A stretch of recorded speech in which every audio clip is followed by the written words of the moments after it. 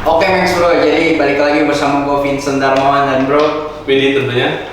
Nah jadi di video kali ini Max bro, gue bakalan mau ngasih Q&A nih Otomek Podcast. Jadi gue udah rangkum beberapa pertanyaan nih, banyak nih. Nah jadi gue bakalan ngebahas nih, ini penting banget nih Max bro. Jadi jangan kemana-mana, selamat datang di channel Otomek.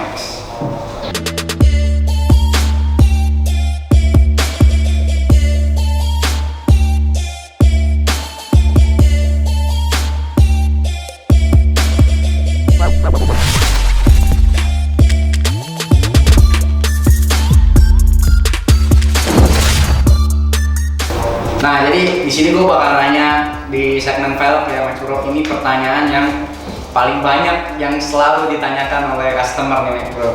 Nah, Bro, Oke, gimana? velg replika itu sebenarnya kuat apa enggak sih? Oke, itu biasanya ditanya ya selalu ya. Nah, velg replika tentunya kalau udah masuk ke Indo, misalnya impor ya, atau lokal gitu ya, yang memang fabrikasi di Indonesia gitu ya. Asal dia emang sudah penuhi persyaratan SNI, pastinya itu udah benar-benar juga kuat. Jadi emang udah standar SNI. Jadi SNI itu dikeluarin nggak sembarang asal SNI kayak gitu aja. Jadi emang udah ber-SNI, itulah pasti aman seperti itu. Kualitas terjamin. Iya, betul, pasti gitu ya. Cuman memang ada yang ada kelas-kelasnya. Jadi ada yang kayak emang kalau murah gitu biasanya kan pasti kan ada sesuatu juga ya gitu ya. Pasti kan untuk menekan budget itu pasti ada yang bahan ataupun cara pembuatannya itu yang untuk menekan budget lah intinya. Yang murah, yang sedang, mahal pun juga belum tentu itu benar-benar bagus juga gitu loh. Jadi itu memang susah sih buat untuk pasti gitu ya. Tapi kalau udah ber-SNI itu aman. Udah terjamin lah Iya, kualitasnya. aman. Bukan terjamin sih. Jadi aman. Udah aman Ya. 100% berarti. Nggak bisa bilang 100%. Nggak bisa bilang 100%. Ya namanya berkendara di jalan ya kan, hantam kena lubang, kurang angin ya, misalkan pecah atau sampai barrelnya copot misalkan ya. Kan nggak bisa, tapi masih aman karena udah pasti berstandar nasional Indonesia SNI. Jadi pasti pemberi SNI udah ukur semuanya kok ini seperti itu. Oke. Pertanyaan kedua ini perbedaan velg ori dan replika nih. Perbedaannya apa nih? Nah, perbedaan velg dan ori atau replika itu mungkin udah pernah gua bahas juga waktu itu, mungkin boleh boleh tonton di channel di video sebelumnya ya. Nanti tolong dicantumin linknya. Udah pernah dibahas untuk bedanya velg ori dan replika itu sendiri. Nah ini langsung kita masuk ke velgnya aja nih ya. Banyak juga yang nanya nih, bedanya velg belang atau rata itu apa sih? Nah, velg belang itu kan sebenarnya cuma penyebutan orang Indonesia gitu, bahasa Indonesia lah gitu yang gampang gitu ya. Belang itu artinya sebenarnya kalau bahasa Indonesia pengertian belang itu kan ada beda gitu kan, ya kan, antara satu dengan yang lain itu beda. Nah kalau di velg itu biasanya adalah depan dengan belakang itu lebarnya beda, itu udah disebut belang. Modelnya depan beda, belakang beda, itu juga udah belang. Ya belang gitu loh, nggak perlu ini lagi. Ya itu belang sebutan orang Indonesia aja, kayak gitu. Oke, ini pertanyaan selanjutnya, pengertian PCD dan offset nih, karena masih banyak yang nggak tahu nih. Gua akan udah banyak yang bahas untuk masalah PCD. PCD adalah jarak lubang antara nih baut ini loh, jaraknya aja. Nah ini, jadi jarak ini aja. Ini adalah satu PCD, jaraknya berapa? Nah, kalau untuk masalah mobil ini PCD-nya apa, lu nggak usah pusing-pusing. Cari aja di wildsize.com ya, di wildsize. Di situ tinggal wildsize.com, di situ tinggal buka aja.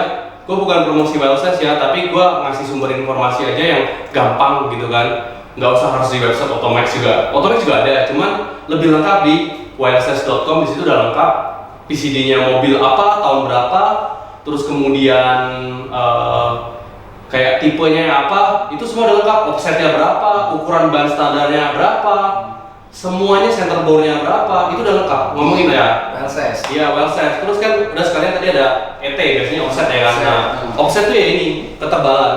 Ketebalan jadi ini misalkan ini mobil ya. Sorry, ini enaknya begini. Gitu kan. Ini mobil sebelah sini ya kan pasti kan. Nah, Offset itu kalau offsetnya semakin minus berarti semakin mundur, peleknya akan semakin keluar. Kalau offsetnya minus atau semakin kecil. Tapi kalau offset semakin besar, jadi analoginya di mobil, ya dia akan makin masuk kayak gini aja. Udah simpelnya seperti itu aja. Kalau minus keluar, plus Kalau masuk. plus masuk. Udah, gua nggak lupa jelasin panjang lebar karena udah banyak yang bahas ini. Jadi itu mungkin simpelnya adalah seperti itu. Oke, next ada lagi.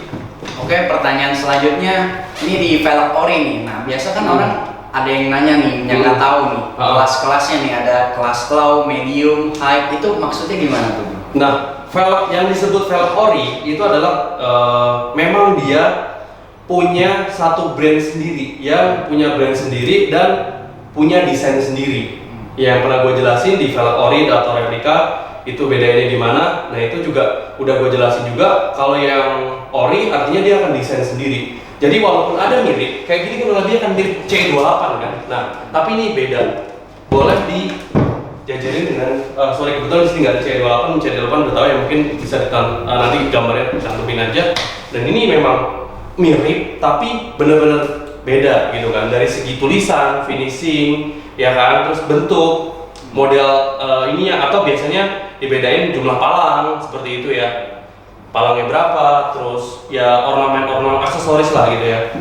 Itu biasanya mereka punya desain sendiri dan mereka punya standarisasi produksi sendiri seperti itu. Dan brand itu setiap, kalau untuk brand yang udah berkelas ya kan, contohnya OZ ya kan, OZ, nah itu OZ biasanya udah terkenal banget kan, udah lama gitu brand itu ya. Jadi brand lama bagus pasti belum tentu juga sih ya, cuman brand lama umumnya dia terus mengembangin secara teknologi, terus kemudian desain modelnya seperti itu ya, itu pasti dia akan update terus biasanya. Terus kalau pasti kan ada kekurangan dari sebelumnya, dia akan perbaikin terus, jadi bukan orang baru yang belajar. Umumnya sih brand lama akan lebih bagus biasanya seperti itu. Terus kalau biasanya kayak gini, OZ contohnya kuat buat rally ya kan, buat, terus yang ada OZ Dakar ya kan, itu emang bener-bener buat Dakar, yang memang bener buat apa ya, kayak kompetisi seperti itu kan, buat rally, buat ada yang buat Formula One seperti itu kan. Ya itu kan udah pasti kuat dong seperti itu. Jadi itulah brand yang, jadi kayak misalkan ya, bukan berarti apa, tapi gini ya, yang kita dapat dengan spek untuk rally dan untuk harian, walaupun sama-sama OZ itu pasti beda, ya kan? Pasti beda gitu. Jadi nggak mungkin kayak misalkan lu beli velg ini ya, OZ mau 4x114 ini buat Sitika contohnya, lu pakai buat kompetisi kejuaraan, buat rally ya pasti mungkin nggak bisa. Tapi kalau buat kayak hanya pakai drag gitu ya, buat pasti kan dia hitung semua tuh, max load-nya berapa, tekanan berapa, terus kecepatan berapa, semua udah hitung. Tapi umumnya sih kalau semuanya ini masih contoh misalkan kalau mobil lu misalkan kayak buat, makanya modif pelek itu harus mau ngapain nih, modifnya itu tujuannya buat apa, buat harian, buat fashion, atau bener-bener kayak buat off-road yang bener-bener disiksa di hutan gitu kan, apakah seperti itu. Nah lu juga harus tahu, harus paham juga, harus disesuaikan juga fungsinya mau buat apa sih modif ini gitu, modifikasi pelek ini gitu. Jadi jangan sembarangan ganti-ganti velg aja Max Bro. Ya jadi konsultasiin dulu, tanya dulu, ini mau buat apa gitu kan, modif ini mau buat apa, buat fashion sekalian buat harian, umumnya udah pasti buat fashion dan buat harian. Nah itu masih aman. Tapi kalau misalkan lo buat drag gitu kan, misalkan mobil lo tadinya mesinnya kan Brio, terus sekarang kan banyak swap kan, di swap engine gitu kan, di swap engine gitu kan, ganti mesinnya jadi mesin Jazz, tambahin turbo, atau ganti mesinnya Civic gitu, dari Brio misalkan. Itu dari segi kaki-kaki aja sebenarnya udah, kalau lo ganti mesinnya aja terus peleknya gitu, itu aja juga gak cukup. Kaki-kaki misalkan contoh, terotnya juga harus diperkuat, terus kemudian remnya, pengeremannya juga, disc brake-nya harus ganti gitu. Itu kan banyak faktor. Kemudian shock breaker-nya juga harus diganti juga gitu kan. Jadi banyak faktor. Kalau misalkan lu mau buat mesin apa Brio, lu udah lu ganti mesin CR-V misalkan, atau yang sederhana mesin Jazz gitu ya. Terus lu pakai velg yang bener-bener itu velg fungsinya buat daily use gitu kan. Ya itu kadang ya lu bisa pikir sendiri lah gitu kan. Nah balik lagi ke situ kan, semua mesin tenaganya udah nggak standar gitu kan, udah bener-bener ya lu harus sesuaiin peleknya ya misalkan harus yang minimal force lah gitu kan, baru yang kuat gitu, force ya. seperti itu misalkan. Terus kalau pelek yang kayak low gitu kan, low itu sebenarnya menurut gua sih masalah gengsi sih. Gengsi ya. Iya, masalah gengsi. Jadi misalkan kayak, oh gue pakai OZ, oh gue pakai Wok gitu kan, oh gue pakai NK, oh gue pakai Rotiform. Notabene itu adalah pelek-pelek yang memang udah terkenal dan memang pelek-pelek yang benar-benar kualitasnya udah mendunia gitu loh. Ya balik lagi yang pernah gue singgung sebelumnya ya kan, di video sebelumnya itu kan gue bilang ya kalau ya pilih pelek ya pastinya kalau bisa yang benar-benar brandnya udah secara internasional bisa. Jadi bukan cuman brand lokal aja gitu kan. Nah, kalau bisa ya brand-brand yang berkelas internasional pasti kan ya lu punya kebanggaan tersendiri lah sebenarnya. Tapi kita juga harus berbangga dengan produksi lokal gitu ya. Memang ada kok brand, contoh ini brand Fortis nih. Ya kan? Brand Fortis ini juga bagus itu loh, dari finishing, kekuatan ya pasti standar ya. Kekuatannya standar ya, bilang nggak kuat banget jamin enggak gitu. Tapi kekuatannya adalah standar nasional Indonesia pastinya. SNI. Ya, SNI udah ber-SNI seperti itu gitu kan. Jadi ini produksi Pako, ini lokal gitu ya. Dan dia adalah pemilik brand lokal dan memang punya pabrikasi sendiri seperti itu. Jadi contoh pabrikasi sendiri ini boleh kok outsource gitu ya. Kayak kita misalkan contoh Rotiform, ada yang benar-benar dibikin di USA, ada juga yang dibikin di China. Nah, tapi itu di sana mereka benar-benar bukan kayak jadi produksi misalkan ini untuk Rotiform, mereka akan requirement sesuai dengan spek mereka. Jadi gue maunya harus begini. Bahkan biasanya contoh NK gitu ya, ada produksi di China, ada di Malaysia ya kan, ada di Indonesia juga ya kan. Nah itu mereka pasti ada orang yang khusus dikirim dari Jepang, misalkan NK dari Jepang, Rotiform dari USA, dia kirim ke pabrik situ. Dia taruh di sana, standby di sana, kemudian benar-benar untuk quality controlnya untuk memastikan bahwa produknya sama dengan yang ada di pasaran. Ya, untuk daily use seperti itu. Nah, yang memang agak disayangkan itu ada sekarang ini banyak sekali bermunculan brand lokal ya kan, banyak sekali. Gua nggak bisa sebut mereknya karena banyak sekali. Jadi dia langsung dengan hanya mengganti dog gitu ya atau merubah sedikit, dia langsung bilang ini adalah original 100% Indonesia dan lain-lain sebagainya. Dia bilang ini adalah original punya A, B, C misalkan seperti itu. Tapi mereka nggak punya konsistensi. Coba kalau misalkan brand ternama itu pasti konsisten. Mereka akan tunjuk salah satu tertentu aja. Jadi misalkan setiap negara mana yang memang sesuai standar dia, sesuai bisa requirement mereka gitu. Jadi nggak asal kayak entar produksi di mana, entar produksi di mana, entar di mana lagi. Ada yang lokal, ada yang produksi di lokal, ada yang produksi di China, ada yang produksi di mana lagi ya, kayak gitu. Jadi kayak produksinya menclok-menclok. Ini standarisasinya gimana gitu loh.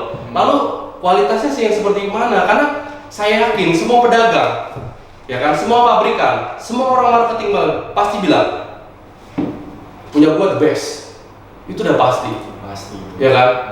Semua cuma bilang punya gua the best.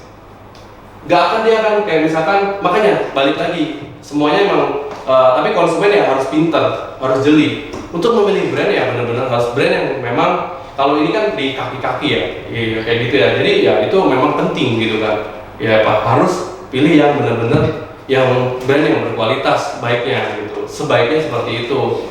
Jadi jangan sampai kayak misalkan produksi di mana juga nggak jelas gitu kan. Tinggal dia datang ke Indo, mereka misalkan katakanlah mereka desain mungkin punya desainer sendiri dan lain sebagainya seperti itu. Tapi mereka produksinya yang standar dia yang seperti apa gitu loh.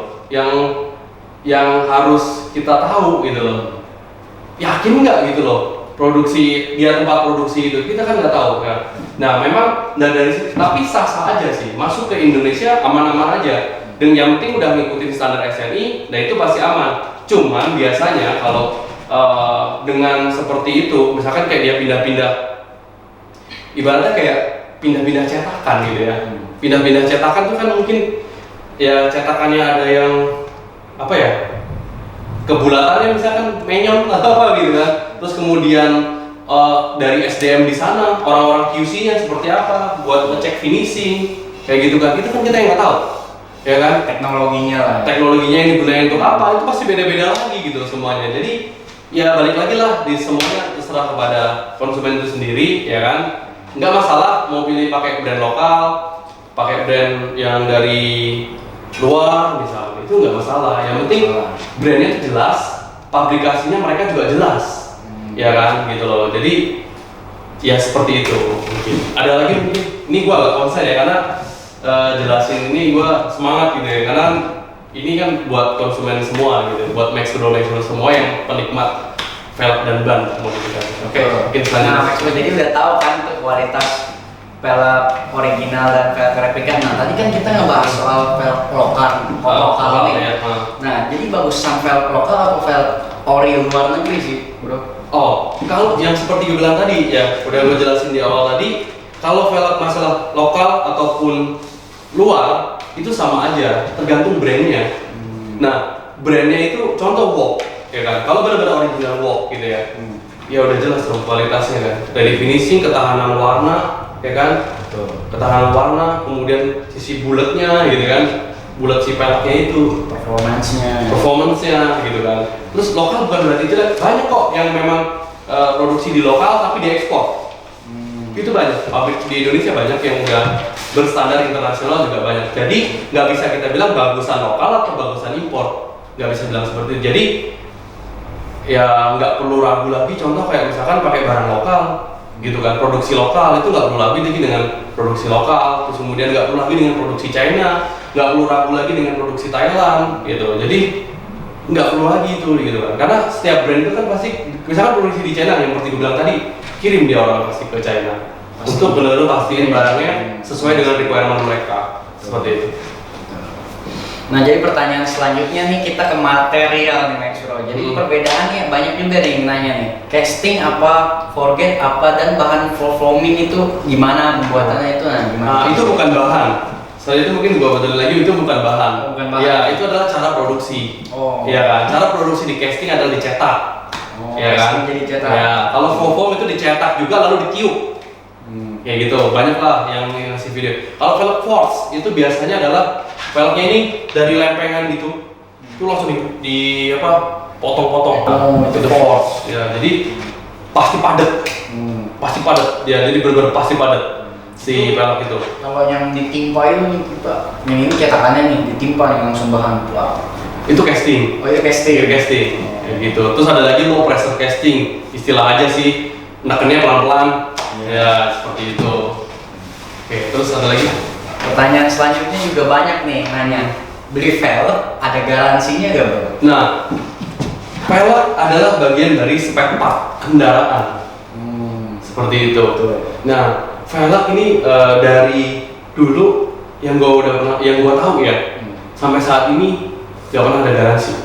Kalau velg, ya kan? Nah, makanya kalau milih mesti benar-benar hati-hati barangnya. Mendingan beli yang pasti-pasti aja deh, gitu loh.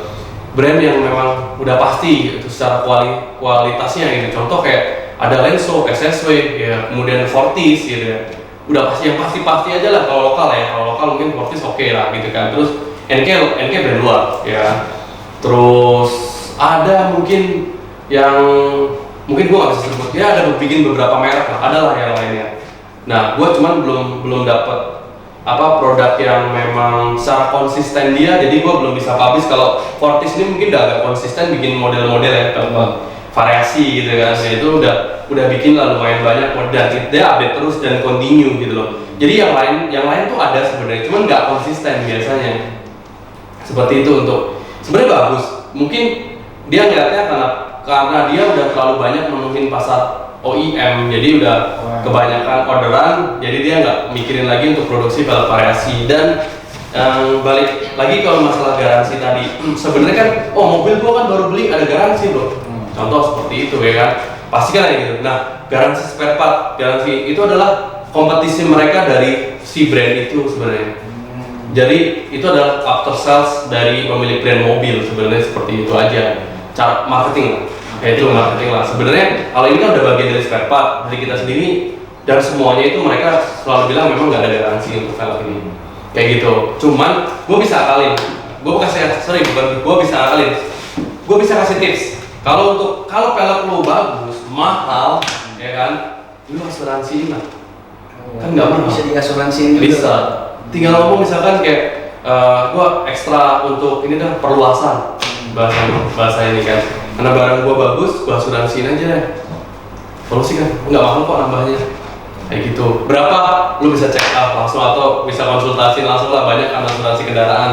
Jadi jalan keluarnya di asuransi Max. Ya gitu kalau perlu. Tapi balik lagi hitungannya masuk nggak? Pelek lu jangan ntar misalkan peleknya harga yang sampai sama asuransinya mahalan asuransinya lagi. Oh iya. Gitu. Jadi jangan aja. Misalkan kayak gini penyok-penyok ya lu mending tukar tambah aja. Di sini bisa tukar tambah, ori pun bisa tukar tambah. Seperti itu. Oke, kan tadi kita udah ngebahas tentang velg nih Max Bro. Jadi banyak juga bro yang nanya. Nah, jadi centering itu fungsinya untuk apa? Centering, spacer, terus adapter spacer itu juga pada banyak yang nggak tahu nih. Nah, inilah yang kita sebut centering. Ya, yang kecil ini udah normal. Lu kalau misalkan ganti velg, aftermarket itu bukan replika ya. Adalah velg memang yang dijual secara pasaran lah, jadi dijual untuk orang banyak lah, dijual massal, dijual umum. Nah, biasanya kan ini si center hole mobil tadi ya, ini ukurannya nggak sama antara setiap mobil. Nah, ini tujuannya adalah untuk biar ini center hole-nya ini benar-benar pas, ukuran sesuai dengan center hole dengan si pelek, jadi benar-benar pas seperti itu. Itu fungsi centering. Jadi kalau lu beli velg dipasangin centering, justru itu bagus tokonya. Nah, kalau diem-diem nggak dipasangin centering, itu bahaya. Biasanya seperti itu, harus pasangin centering biar pas center hole dengan si di mobilnya, center hole mobil dengan velgnya. Ini centering, terus bukan, mungkin ini dulu kali ya. Centering spacer knob. Ya, ini juga centering nih yang gede nih, biasanya buat mobil 4x4 nya dia lebih tebel, biasanya gede-gede. Nah, ini spacer knob. Spacer knob itu adalah ini udah pasti PCD-nya, misalkan 5x114 atau 5x12 atau 4x100. Fungsinya ini sekalian buat si centering, buat megang si peleknya, ya kan? Ini biasanya begini. Masangnya biasa ya seperti ini. Gua harus ambil ini lagi. Jadi ini masuk yang kecil ini masuk ke dalam peleknya.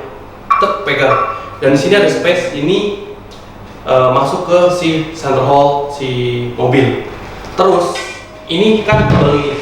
Jadi ini biasanya buat spacer artinya berarti ngasih space, melebarin ya kan, seperti itu. Jadi terus ini PCD-nya udah pasti ini, jadi udah ada lubang-lubangnya, udah ada PCD-nya kayak gitu. Terus spacer yang universal yang ini, dan ini kalau tipis seperti ini, center hole pendek ya, kalau center hole pendek ya kan langsung habis, nggak bisa dipasangin lagi centering. Misalkan biasanya nggak bisa dipasangin seperti ini ya, misalkan nih nggak lepas lagi nih, ini tetap akan nimbulin goyang biasanya. Kalau dipasang biasa di depan, kalau di belakang, tapi gua tetap saranin yang bikin kalau spacer yang seperti ini, gua tetap saranin seperti ini ya.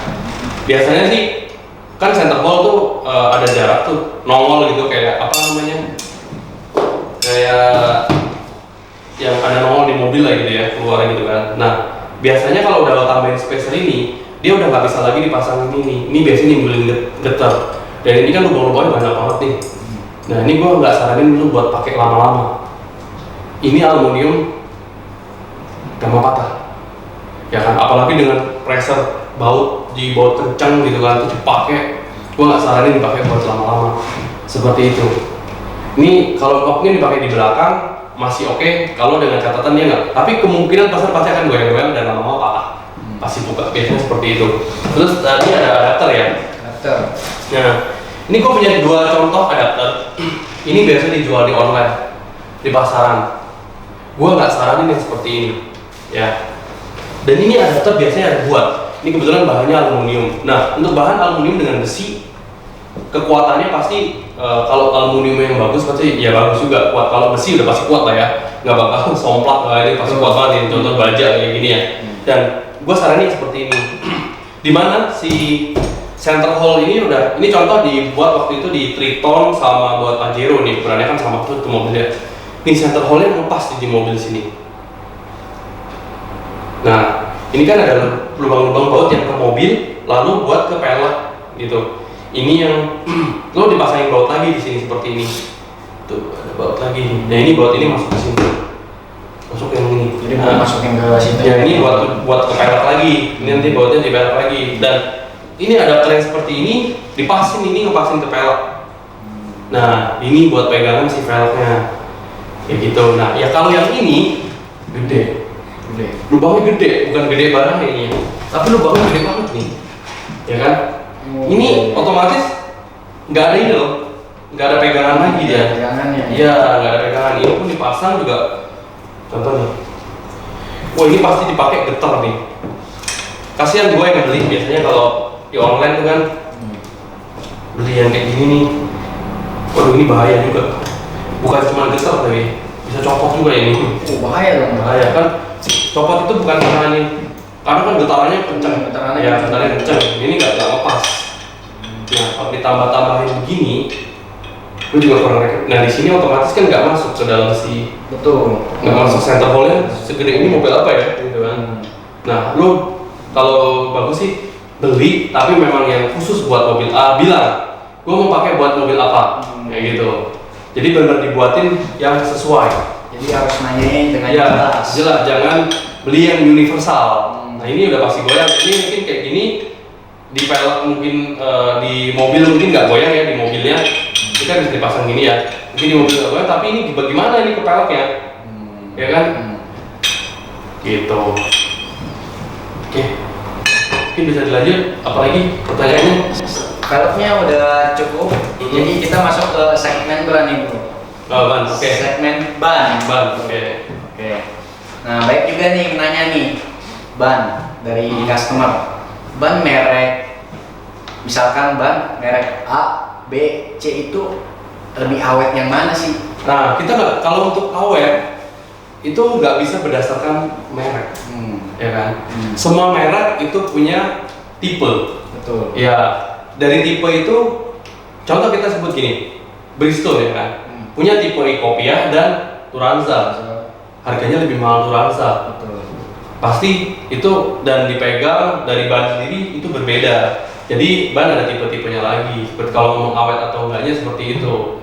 Kalau awet enggak, dan biasanya kalau untuk ban, misalkan kok banyak juga nih, gue dulu pernah nih juga nemuin nih konsumen nanya, ban kalau udah gantian kenapa nggak awet ya?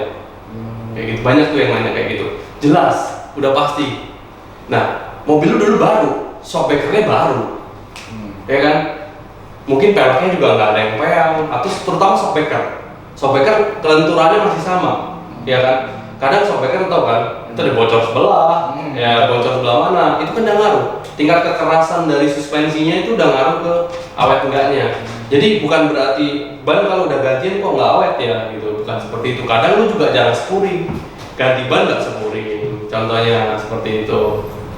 Ganti ban satu, contohnya. Oke, kembarannya masih bagus, miring bro, itu, ya kan?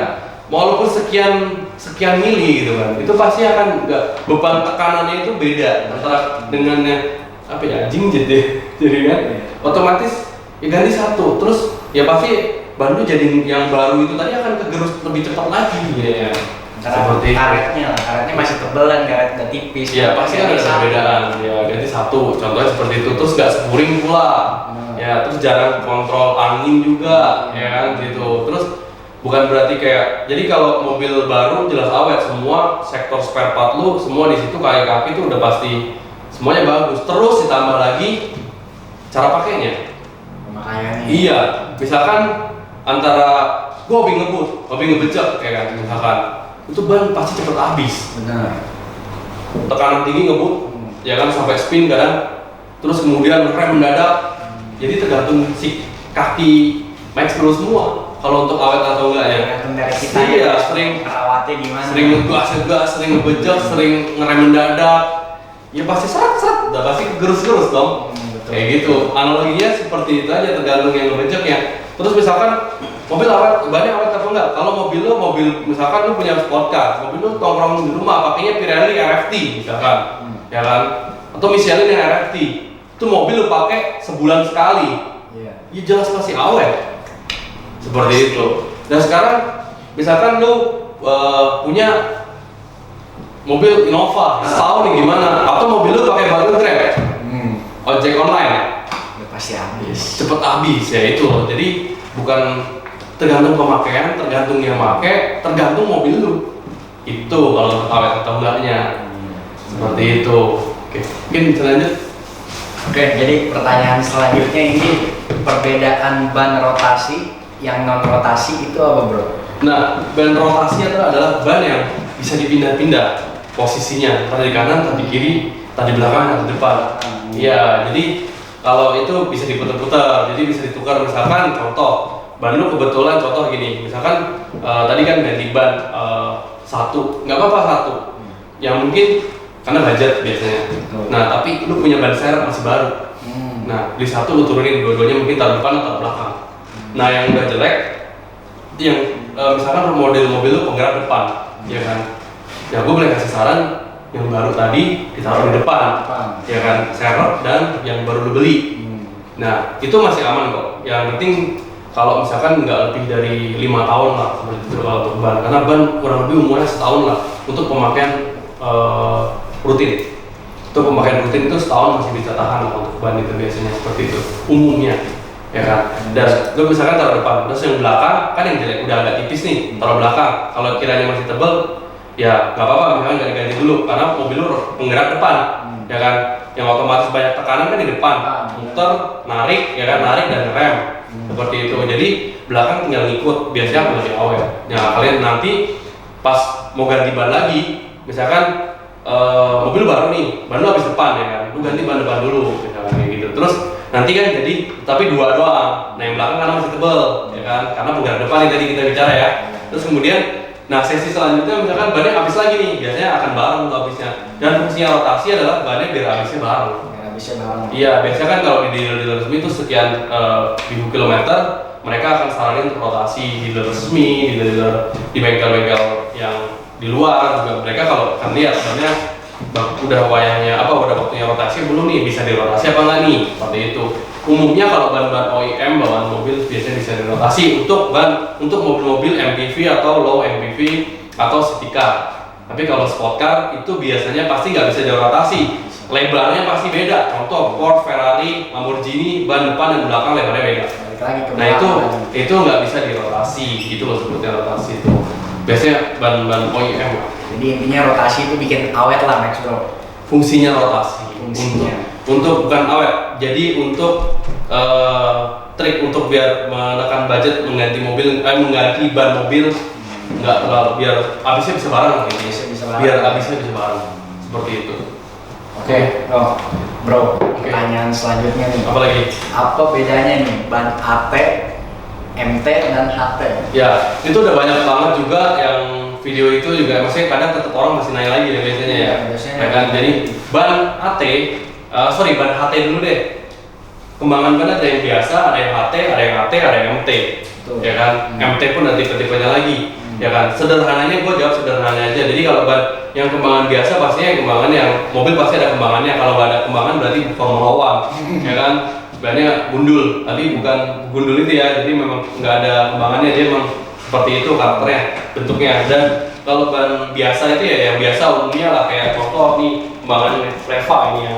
Contohnya ini kembangan biasa gitu kan. Terus ada yang HT itu agak lebih kasar, biasanya dipakai di SUV. Misalnya mobil Fortuner, ya kan, Pajero atau Rush. Rush aja sekarang udah nggak jarang pakai yang itu sih gitu ya. CRV juga kayaknya X-Trail dulu biasanya masih pakai HT, tapi sekarang udah jarang juga. Nah, terus ya itu ada kembangan AT itu lebih kasar lagi, di atasnya lebih kembangannya agak kasar lagi. Nah, terus ada lagi MT, kembangannya kasar. Mode train. Jadi kalau AT kan all train. Jadi fungsinya ban AT dan ban MT itu apa dulu? Nah, kalau ban AT itu all train, artinya bisa dipakai buat off-road, bisa dipakai juga buat di jalan biasa.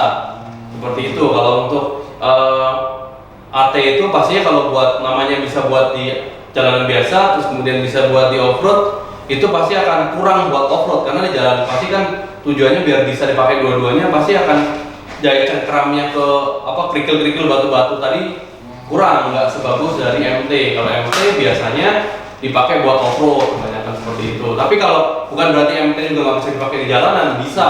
Tapi lo harus tahu, itu ban spesifikasinya buat off-road. Lo jangan sampai lari 180, 100, atau 200 gitu kan. Nah itu bukan peruntukannya, bisa. Tapi kalau memang jalanannya misalkan treknya panjang, lo cukup buat ngerem seperti itu. Misalkan kenceng nih gitu kan, pakai ban MT gitu. Tapi kalau misalkan masih panjang, ya bisa-bisa aja kan masih dapat tuh misalkan waktu buat ngerem.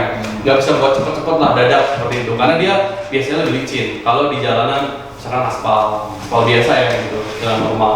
Ya, ada plus minusnya lah ya. Iya seperti itu. Nah, jadi pertanyaan selanjutnya nih, bro. Oke, banyak ya. Banyak. Iya. Udah berapa jam ini? Waduh, udah lama kayaknya. Oke. Oke, lanjut. Perbedaan ban semi slick dan ban non semi slick itu apa sih, bro? Ya tadi gue bilang ya, tadi selain dari AT, MT gitu ya buat off-road gitu ya, itu ada ban yang kembangan biasa biasa mobil OEM kan. Terus ban semi slick artinya masih semi slick, jadi nggak bener-bener ban slick. Ya jadi harus perhatiin. Kadang orang semi slick samain aja sama slick, ya itu beda. Ya semi slick itu contoh Yokohama Vaneova atau Yokohama Vaneova ya, nanti dibaca. Yokohama Vaneova itu semi slick, jadi bisa buat drifting ya gitu ya, bisa buat kayak di sirkuit gitu ya. Terus kemudian bisa dipakai di jalan raya. Nah, ban slick itu lebih gundul lagi. Contohnya ada Nankang AR1 ya kan. Nankang tuh ada AR1, ada NS2R. NS2R itu kayak semi slicknya si Yokohama Vaneova. Nah, sedangkan untuk ban slick adalah ban yang memang tidak memiliki pattern. Jadi dia tidak mempunyai kembangan. Pattern ataupun kembangan itu tadi fungsinya adalah untuk ngebelah air. Nah, cuman kalau ban slick itu biasanya bannya tuh botak gitu kan, jadi gundul gitu. Tapi memang bukan habis gundul itu. Jadi ban itu memang dikhususin untuk di sirkuit gitu ya, di track gitu kan. Jadi memang khusus gitu. Jadi ban slick itu punya daya cengkram yang benar-benar lebih kuat karena dia memiliki bahan itu soft compound. Jadi dia daya cengkramnya benar-benar kuat karena lengket ke aspal dan nggak punya pattern, jadi benar-benar banyak banget yang nempel ke aspal sehingga gripnya itu benar-benar dapat banget. Nah itulah yang menyebabkan juga ban slick itu cepat habis seperti itu biasanya. Dan selanjutnya untuk ban semi slick berarti adalah ban yang masih punya pattern, punya kembangan tapi lebih sedikit gitu ya. Contohnya Yokohama Vaneova, kemudian Nankang AR1, Nankang NS2R. Nah itu kurang lebih NS2R itu kurang lebih perbandingannya mirip dengan Yokohama Vaneova. Nah untuk lebih slick lagi, itu lebih semi slick lagi itu adalah Nankang AR1 gitu ya. Nah, tapi untuk sah-sah aja sih ban semi slick itu dipakai buat di jalan raya ataupun benar-benar dipakai buat drifting. Nah itulah kenapa para drifter kebanyakan pakai ban-ban yang memang semi slick, karena untuk di Indo sendiri itu kan sebenarnya untuk ngejar gripnya itu biar performa kebut gitu ya, biar kenceng gitu ya, performanya biar dapat. Kemudian juga biar lebih kalau di jalan umumnya kalau drifting di Indonesia masih pakai aspal yang biasa. Jadi kenapa itu dipakai? Karena ban semi slick itu punya performa tinggi dan dia cenderung licin. Jadi karena sebenarnya kan ban-ban slick itu memang nggak di slick ya, untuk khusus slick sebenarnya itu kan nggak dipakai buat di jalan raya, nggak disaranin karena itu licin gitu kan. Kalau untuk di jalan raya, nah kenapa para drifter semua pakai ban semi slick? Karena biar daya cengkramnya dapat, licinnya dapat. Karena kan buat benar-benar buat yang bisa ngepot lah seperti itulah gitu kan.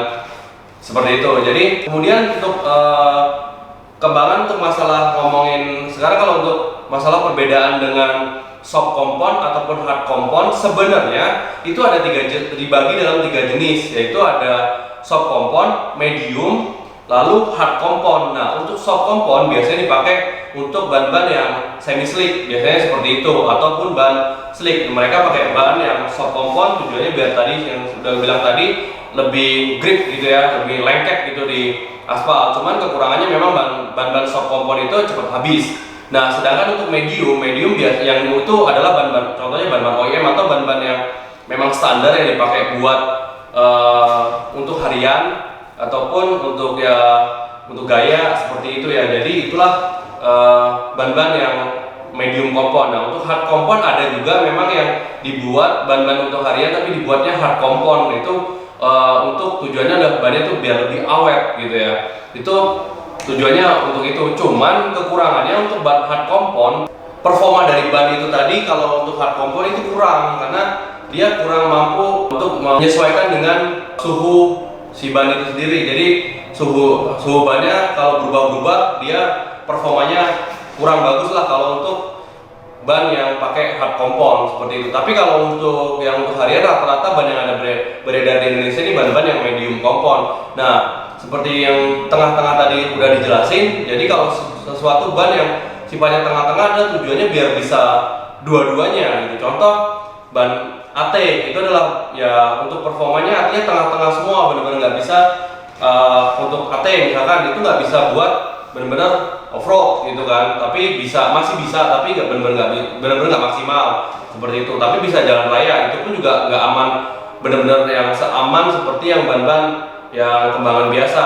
Terus kemudian semi slick, nah itu tengah-tengah lagi juga, jadi bisa dipakai buat di sirkuit, bisa juga di jalan raya. Cuman kalau pakai ban-ban slick kayak gitu ya harus hati-hati gitu ya. Jadi lihat lagi itu kan ban tengah-tengah, jadi bisa buat dua-duanya, artinya akan punya kekurangan di masing-masing kondisi seperti itu. Kondisi ya kalau ban slick berarti kondisi di jalan raya itu akan setengah-setengah juga, untuk jalan di sirkuit setengah-setengah juga. Lalu kalau untuk ban yang seperti yang tadi dijelasin juga untuk masalah kompon dan yang hard compound misalkan yang medium artinya pun juga tengah-tengah, tapi ya untuk harian pastinya akan digunakan tengah-tengah. Jadi kalau namanya ban mobil harian ya jangan dipakai di luar fungsinya. Kalau harian ya untuk harian gitu, seperti itu. Sebenarnya sih harus lebih sebagai mereka semua sebagai pengguna mobil kendaraan khususnya pengguna kendaraan khususnya mobil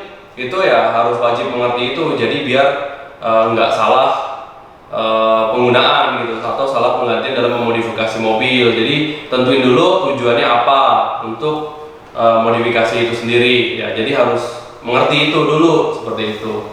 Nah, jadi pertanyaan selanjutnya nih, orang banyak yang belum paham juga nih bro. Jadi ban yang silent atau yang enggak silent itu gimana tuh? Ya, ban silent dan tidak silent itu faktornya ada banyak ya. Berisik atau enggak gitu kan maksudnya kan. Jadi walaupun sama-sama kembangan biasa, ada ban yang memang dia lebih berisik. Itu karena apa? Karena tapaknya dia lebih lebar. Faktornya ada ukuran ban itu sendiri. Ukurannya misalkan 185 dengan 205 itu pasti beda kan. Nah, lebarnya udah pasti beda. Nah, semakin banyak yang napak ke aspal itu pasti akan semakin berisik. Gitu. Jadi seperti itu. Misalkan ataupun ada yang ukurannya sama gitu kan, kembangannya sama-sama kembangan biasa. Contoh gue sebut untuk kembangan biasa di brand, misalkan di brand yang lokal misalkan ya, itu biasanya tuh lebih dibuat lebih tirus ya, lebih ngincut ke atas gitu ya, Donat gitu. Iya kayak ngedonat gitu, tapaknya lebih sedikit. Nah itu pasti nggak berisik. Nah, tapi dia agak lebih licin gitu kan, karena nampaknya sedikit. Tapi dengan ukuran sama, misalkan punya brand impor, tuh ada beberapa brand ya, itu memang dia punya karakter lebih lebar, ya kan. Nah, walaupun ukuran sama gitu kan, karena untuk ukuran itu biasanya kalau informasi dari sumbernya itu ada aturan ngomongin, jadi ada kayak toleransi gitu kan. Jadi maksimumnya ada toleransi, jadi ada yang di-press gitu karena buat menekan budget, jadi bahannya biar lebih dikit, dan ada yang memang dia ngikutin benar-benar standar dia, biar apa? Biar awet biasanya. Jadi walaupun ukuran sama, tapi tapaknya itu lebih lebar. Nah itulah yang mempengaruhi dari harga biasanya, terus mengaruhi kesialan enggaknya pasti yang tadi. Semakin banyak nempel di aspal, semakin lebar, semakin berisik, semakin ngincut, makin kecil, tirus, ya pasti lebih silent. Tapi licin. Gitu biasanya. Biasa lebih murah. Bisa lebih murah ya? Ya, lebih murah ya. Seperti itu. Jadi sebenarnya ban mobil kalau gua simpulin karena karena gua jualan ban gitu ya, gua simpulin ya harganya sebenarnya menyesuaikan si kemampuan ban tadi sih sebenarnya. Jadi harganya tuh bukan merek mahal, merek yang murah. Jadi memang fungsinya beda-beda seperti itu. Oke, jadi pertanyaan selanjutnya, nah ini juga banyak nih, apalagi dalam setiap pembelian ban, ini pertanyaan udah pasti ditanyain, yaitu tahun produksi dan masa awet atau tahun produksi lah intinya. Jadi gimana tuh? Ya, kalau untuk produksi ban gitu kan, kalau di Otomax, kalau untuk produksinya udah di luar standar, kita pasti langsung akan infokan, ya kan. Tapi kalau masih standar, masih layak pakai, masih dibolehkan oleh si pemilik brand, kita kayak udah, jadi misalkan bannya udah tua banget, kita bisa nggak jual. Seperti itu. Jadi ban itu masa kadaluarsanya ada 5 tahun umumnya 5 tahun ya kan. Karetnya itu kan ada minyak ya, kayak minyaknya gitu ya, jadi lebih kering. Kalau ban itu semakin tua semakin kering, jadi semakin getas, keras dong otomatis, dan getas seperti itu. Jadi kalau masih ditoleransi, biasanya kita misalkan sekarang tahun 2021 ya, ban 2016 itu 2018 itu nggak masalah, 2017 itu nggak masalah gitu.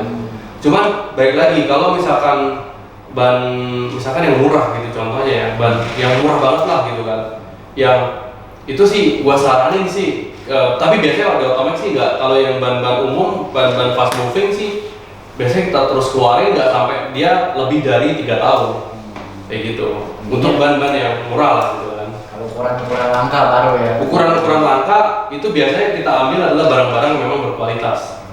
Pastinya ukuran langka itu biasanya kan menyesuaikan dengan si ukuran. Nah, mereka semua pabrikan itu udah ukur dari segi performa ban itu sendiri. Kalau ban itu makin tipis, pasti satuan itu keras dibuat sama dia.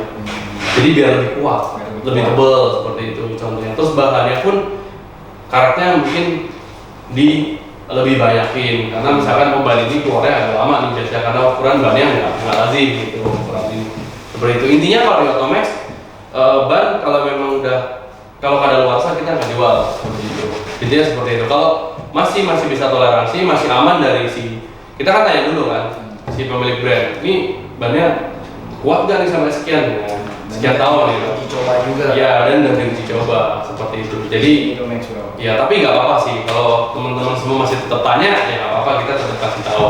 Jadi kan, tapi nggak apa-apa kayak misalkan tahun 2001, ban 2018 itu nggak bisa apa, 2019 apalagi 2020. Nah, terus gua yang suka banyak nanya juga misalkan ban impor, ini bulan misalkan, oh kalau sekarang bulan April mungkin udah pada masuk, udah mulai masuk nih ban impor. Nah kan, tapi tergantung lagi ya kan, ban impor itu juga masuknya kan tergantung regulasi pemerintah.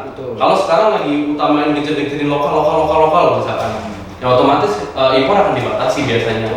Itulah yang misalkan, jadi kok ini udah 2021 bulan April kok belum ada nih ban yang tahun 2021. Itulah sebabnya. Jadi regulasi dari pemerintah sendiri seperti itu yang memang kita jadi agak lama. Nah kan pengiriman ban kan ke Indonesia kan banyak yang harus diselesaikan, SNI-nya, terus kemudian nanti bea cukainya, ya kan, banyak yang harus dari produksi sana sendiri, gitu kan, terus kemudian masuk ke gudang mereka, terus QC mereka, gitu kan, terus kemudian baru dikirim ke distributor, ya kan, kemudian baru di perjalanan sebulan sendiri. Jadi kadang ya tolong teman-teman nih kalau nanya, misalkan ban-ban yang impor misalkan, terus ini masih bulan Januari tanggal 15 minta tahun 2021, misalkan ini tahun 2021, ya harap ya maaf ya udah pasti belum ada, kecuali mereka dulu semua ya pergi ke sana misalkan ban Jepang, ya silakan traveling ke Jepang bawa ban sekalian, dapatlah tahun 2021. Itu Max Pro. Ya, jadi nanya yang masuk akal juga gitu. Nggak apa-apa sih, tapi nanya apa. Cuman itulah sebabnya tahun-tahun misalkan di bulan 4 kok belum ada nih 2021, itu sebabnya. Begitu. Kalau ban lokal udah pasti ada lah biasanya seperti itu. Kalau bulan lokal pun aja biasanya di bulan-bulan Maret baru mulai bermunculan. Bulan Januari akhir pun lu minta 2021 itu juga agak susah. Jadi ini contoh 2021 ya. Kita buat video ini. Gitu Max Bro. Nah, jadi kan itu kan pertanyaan nih dari para customer. Iya. Jadi tujuannya adalah memodifikasi velg dan ban mobil itu mesti gimana bro? Iya. Kalau misalkan mesti gimana, berarti itu balik lagi yang tadi gua udah sebutin di awal. itulah fungsinya. Mau modifnya mau buat apa? Mau buat harian, mau buat kompetisi, mau buat fashion, atau buat harian dan fashion. Ya, jadi kalau misalkan mau buat kompetisi, ya benar-benar harus mikirin fitment tadi. Ya, contohnya secara profil tebal bannya, lebar, nggak peleknya. Kalau mau buat kompetisi itu boleh. Tapi nggak sampai yang harus kayak misalkan kan ada bahasa kalau pakai Asus biasanya mau miti lah, maksudnya mau Fender Tulip lah, kayak gitu kan biasanya kan. Nah itu biasanya kan seperti itu. Tapi kalau bukan buat kompetisi, adalah buat harian dan fashion, ya berarti gimana lu ngeliat itu enak dilihat apa belum? Seperti itu aja, selera gitu kan. Ya terus kalau misalkan masih mau pakai buat harian, ya lu jangan terlalu tipis bannya.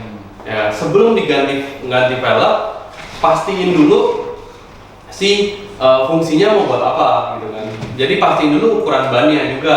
Misalkan mau pakai ukuran ring 20, bannya harus ukuran berapa. Nah, lu tentuin dulu tuh gitu. Nah, misalkan tujuan dari lu harus tentuin dulu tujuan mengganti velg dan ban itu untuk apa nih? Buat kompetisi, buat fashion, atau buat fashion dan harian, atau buat drag, buat off-road. Nah, itu lu tentuin dulu tuh mau buat apa. Kalau umumnya sih di Indo pasti buat, kalau kita pasti buat fashion dan harian. Ya berarti lu harus tengah-tengah, jangan terlalu gede, ya kan? Terus bannya biar nggak terlalu tipis, seperti itu. Jadi seperti itu lu harus tentuin dulu gitu kan. Misalkan kalau mau buat off-road, berarti lu bannya harus lu kecilin ringnya.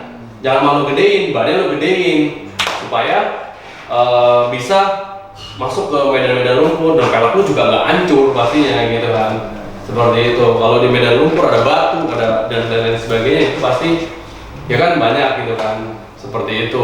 Terus gue sedikit kasih tips lagi, kalau lo mau misalkan tadi kan ada ngecek PCD ya. Nah, misalkan lo mau ganti velg tuh bagusnya bukan berarti harus naik harus 2 inch, enggak. Jangan pernah di video kita, mohon maaf, ada di channel kita di Otomek tuh ada yang bilang harus naik 2 inch. Itu udah enggak lagi seperti itu, bukan seperti itu.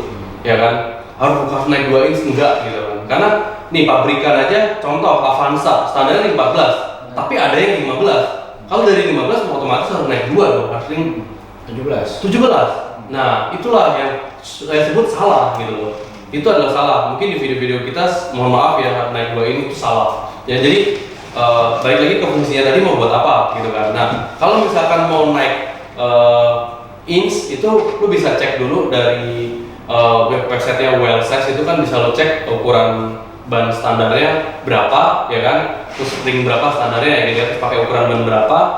Mungkin di video sebelumnya ya ada yang udah saya jelasin mengenai itu untuk apa, menentuin ukuran ban. Jadi nentuin ukuran ban itu gini, pertama buka dulu aplikasi Wellsize, kemudian lu pilih mobil lu tahun berapa, tipenya apa. Di situ nanti ketahuan, ya disuruh lengkap, nanti ketahuan ukuran standarnya berapa. Lalu lu buka lagi aplikasi tire calculator, ya kan?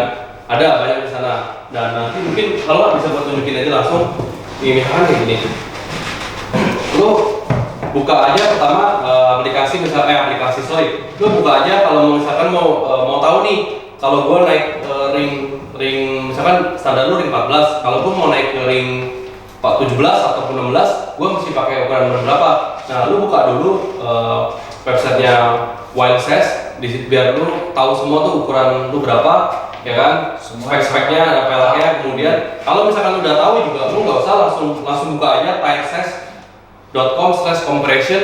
Dari situ lu misalkan masukin dulu ukuran ban standar lu, misalkan 185 70 ring 14. Nah, sekarang lu mau naik ke ring 16 gitu kan. Misalkan lu bisa pakai ukuran 205 55 16. Nah, lu bisa langsung klik compare. Nanti secara dimensi akan kelihatan, oh kurang lebih bannya itu makin lebar, makin gede kalau seberapa gitu kan. Terus perbedaannya seberapa jauh, nanti bisa kelihatan gitu kan. Kalau bener-bener ternyata ini masih lebih gedean yang 205 nih contohnya, ya kan, karena dia lebih lebar ya kan. dan lebih tinggi gitu, masih lebih tinggi karena tebalnya masih 55. Nah berarti kalau mau sama persis, mungkin lu bisa pakai 205 50 misalkan. Nah ini jatuhnya tingginya sama. Cuman lebarnya beda. Cuman secara fitment itu mungkin dilihat rada kurang padat gitu. Tapi OEM loop jatuhnya, ringnya gede tapi masih OEM loop. Nah ini hanya untuk sebagai ilustrasi. Ini kelihatan tuh tinggi rendahnya, diameternya kelihatan gitu. Kurang lebih tampilannya semua lu bisa lihat seperti itu. Pokoknya intinya lengkap lah Max Bro di WLSS tuh. Ya, di WLSS itu untuk PCD. Ya, untuk PCD atau spek ukuran bar standar lu. Tapi kalau di TireSys Compression, tiresys.com/compression itu untuk lu compare. Kayak gitu, compare. Jadi bisa kelihatan visual secara ilustrasinya. Seperti itu. Nah, oke Max Bro, ini pertanyaan terakhir ya Max Bro. Nah, jadi kan mobil kan ada lubang 4, ada lubang 5, macem-macem lah lubangnya. Nah, ini kan pasti bautnya berbeda-beda kan Max Bro. Nah, ini juga sangat penting sekali nih. Gimana nih Bro? Nah, untuk ngomongin masalah baut, itu bukan dari PCD-nya masalah beda-beda gitu, tapi memang dari mobilnya itu biasanya udah beda-beda gitu. Tapi umumnya mobil-mobil Toyota, jenisnya brand Toyota itu pakai baut-baut yang ada topinya nih. Kalau orang-orang Indonesia bilang baut leher, nggak tahu lehernya siapa nih, mungkin ada lehernya ini maksudnya ya. Jadi ada topinya gini, ini disebut baut leher kalau untuk orang Indonesia. Jadi dia ada topinya, ada ringnya gitu, ada kayak penguncinya gitu. Jadi ada lebih panjang lagi, jadi ini masuk ke dalam si velgnya itu, jadi langsung sebagai pegangan si velgnya. Nah tapi diganti dengan model yang seperti ini juga nggak masalah gitu tetap, karena nggak masalah ketika diganti velgnya juga seperti itu. Jadi dilihat dari jenis velgnya sih sebenarnya. Jadi beberapa brand mobil itu ada yang kalau yang model seperti ini atau ini, nah ini bisa nih dipasang di sini. Biasanya di aftermarket rata-rata pakai velgnya, pakai bautnya yang seperti ini. Model-model seperti ini baut standar ya, yang kayak gini-gini ya. Nah, terus ini baut leher itu berarti itu bukan, ada beberapa jenis memang merek Toyota gitu-gitu dia pakai tipe-tipe pelek yang mengharuskan bautnya kayak gini gitu. Biar lebih kuat sih sebenarnya. Tujuannya itu aja sih, mungkin karena berat si mobilnya. Biasa ada hitungannya lah mereka. Cuman nggak terlalu yang bahaya banget sih seperti itu. Jadi diganti yang seperti ini pun juga dia kuat, nggak masalah. Terus ada lagi ini kan baut yang ini baut pakai kunci L nih biasanya nih. Baut pakai kunci L ya kan, ini biasanya bisa pakai shock atau pakai kunci langsung bawaan di mobil. Apa kuncinya itu udah ada tuh biasanya, atau pakai shock lagi. Biasanya shock itu fungsinya biar nggak lecetin si pinggir-pinggiran si lubang bautnya, itu pakai shock lagi biasanya. Nah terus ada lagi baut. Nah baut ini contoh baut standar, ini pun baut standar. Ini adalah dua ini contoh baut standar ya. Ini juga baut standar nih seperti ini. Namanya baut tanam ini biasanya kalau di Indonesia bilang nih baut tanam. Jadi jadi di sana tinggal murnya doang, jadi tinggal diputar masuk sini. Nah ini baut standar. Ini contohnya 3 model ini adalah baut standar. Ini baut tanam. Ini baut yang biasa, baut leher yang ada topinya. Ini baut standar, baut biasa gitu ya. Nah ada lagi pakai baut yang kayak gini. Ini ngomongin jenis-jenis baut ya. Nah ada yang pakai kunci L. Tujuannya biasanya karena ada beberapa pelek itu double PCD. Contohnya ini. Ya. Nah ini kalau dimasukin ke sini tuh nggak masuk, sempit sekali. Bahkan dimasukin pakai kunci shock itu nggak bisa. Nah mau pakai yang L. Nah ini lebih kecil. Oh iya, pas. Jadi kuncinya L kan pasti di sini. L. Nah seperti ini, begitu. Kalau ini pakai shock biasanya atau pakai kunci standar. Nah biar masuk aja sih sebenarnya. Ini aman juga nggak apa-apa. Cuman biasanya karena dia ada lubang di sininya, dia cepat bekarat. Nah baut-baut kayak gini kan nggak mahal nih. Kayak kalau lihat bekarat ya lo ganti aja sih, ini kan nggak mahal. Seperti itu. Terus ada baut yang seperti ini, variasi. Ini res variasi. Ya, terus ada lagi ini mereknya apa sih? Ini juga variasi. Ini ada orang nggak mau pakai yang seperti ini, pakai L. Akhirnya dipakai yang ini lebih kecil. Jadi lebih kecil dari standar. Akhirnya dia punya shock sendiri. Biar apa? Biar masuk ke lubang sini. Biasanya seperti itu, ya. Kayak gitu fungsinya. Terus ya itu aja sih, biasanya ada dapat kalau kuncinya aneh gitu beda, itu dia variasi itu biasanya dapat shock khusus. Ini kayak gini kunci shock, namanya ini kunci shock. Ini gua buka dulu. Ini shocknya Khusus iya. ya khusus di si baut ini. Nah, karena dia lebih kecil dari yang ini, dia lebih kecil kan. Jadi bisa masuk nih di misalkan biasanya 4x100 atau 5x100 atau 5x114 nya, atau malah dibalik yang 4x114 nya atau 5x114 nya ini jadi tetap masuk. Seperti itu tujuannya. Ya, ini kunci shocknya tuh biar masuk ke situ. Ya, itu ada juga, kita juga di sini juga ada baut yang ori wok. Nah, baut wok juga biasanya dapat kunci shocknya juga lebih besar. Seperti itu. Nah, ini kunci shocknya, tapi kalau biasanya baut ori itu shocknya khusus untuk pengunciannya aja. Jadi seperti ini beda. Ini bisa dibuka nggak ya? Bisa. Ini wok asli Jepang dan ini kalau variasi, gue saranin sih lo pakai yang ori ya. Iya. Ya, gue saranin pakai yang ori kalau untuk variasi. Tapi kalau yang murah nggak apa-apa sih sebenarnya, yang biasa ya.